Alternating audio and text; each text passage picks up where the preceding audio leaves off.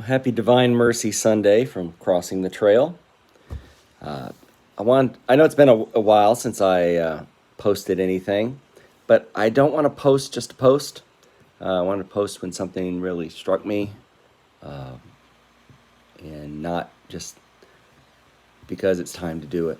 So I understand there's a discipline to that, and I might need more discipline, but I digress. So I'm home today because my allergies are raging. I know it's a little hard to tell because I'm heavily medicated legally. But I wanted to talk to you today about a verse that it's one of those you see on the refrigerator magnets. It's framed with art, and I mean it's a good verse. It's true, and it's a verse to be followed. It's Proverbs 3:5. Trust in the Lord with all your heart and lean not on your own understanding. In all your ways acknowledge him, and he will make your paths straight. And it's good. It's a good verse. Don't get me wrong. It's Holy Scripture.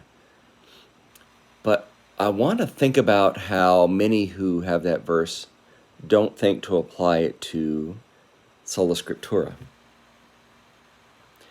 So, because if you're saying, if you believe in Sola Scriptura, you say, the Bible is my final authority. Well, as with anything that you read, there's a reason they don't teach reading only. They teach reading comprehension. You have to interpret and apply what you read. Otherwise, what's the use? Here's an example. Say somebody gives me a book that's in Italian, and they teach me how to properly pronounce the Italian words I'm reading. Great. Say, read this. I can read that whole thing and pronounce it all correctly. But I have no clue what I just read. It's useless to me unless somebody's able to interpret it for me, so I know what I'm saying in Italian. Well, the Bible's kind of the same way. It's this perfect book. It's Scripture. It's God-breathed, but without somebody to guard you from error and interpret it. As they said in Ezra, he read the Torah, he read the book of the law and gave the sense of it. Without somebody to do that authoritatively, then what use is it? Well, the same thing happens with Sola Scriptura. You can't lean on the Lord and trust not in your own understanding and do Sola Scriptura. Because the Lord is the one who guards his church from interpreting an error. So if you lean in your own understanding, you say, I have the authority to say this is true, this is false, this is heresy, this is not.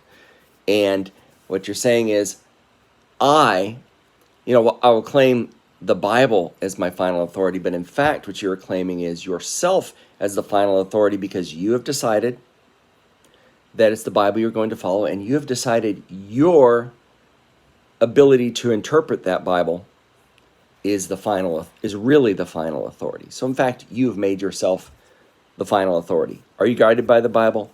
Sure, but you're still leaning on your own understanding and your own ability to interpret it correctly. Well, what will that lead to? Well, I can point to thousands of denominations who all interpret it differently because they're leaning on their own understanding to say that that's not the way Scripture is intended. Because guess what? Jesus, in his high priestly prayer in John 17, prayed that they would all be one as you and I, Father, are one.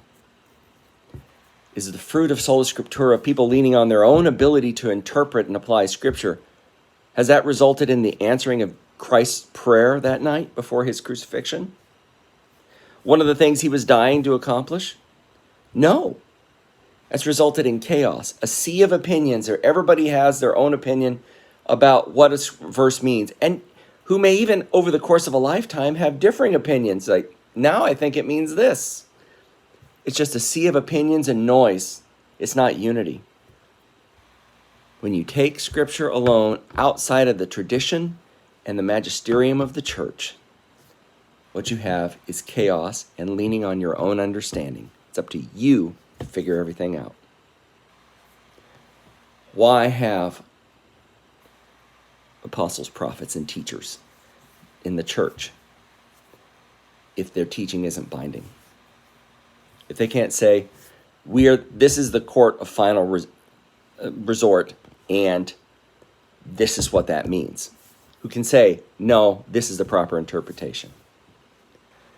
Then what you've got is chaos and the opposite of what Christ prayed for. And if the prayers of the righteous avail much, and he's the most righteous that ever was or ever will be and ever is currently, his prayer availed much. And Sola Scriptura shows by its fruit it is not the answer to that prayer. So don't lean on your own understanding. The church has been studying this book for 2,000 years, give or take. So you know what? Go to the sacred tradition. Go to the living tradition of the church, which is the Magisterium, and say, what does this mean? Are they going to give you the answer in every passage? Actually, no. There's some stuff where they'll say, what do you think it means? But you at least have guardrails to say, it doesn't mean that, and it doesn't mean this. So stay within there. It'll give you the boundaries to be safe in the interpretation and application of Scripture. Because, as I've said before, when you take Scripture out of the context of tradition and the Magisterium, you've already got it out of context. So, don't lean on your own understanding. Trust in the Lord, that the Lord would have a church that he guides and he protects from error. And that will make your path straight. Have a great, again, Divine Mercy Sunday. May the peace of Christ reign in your hearts today and every day.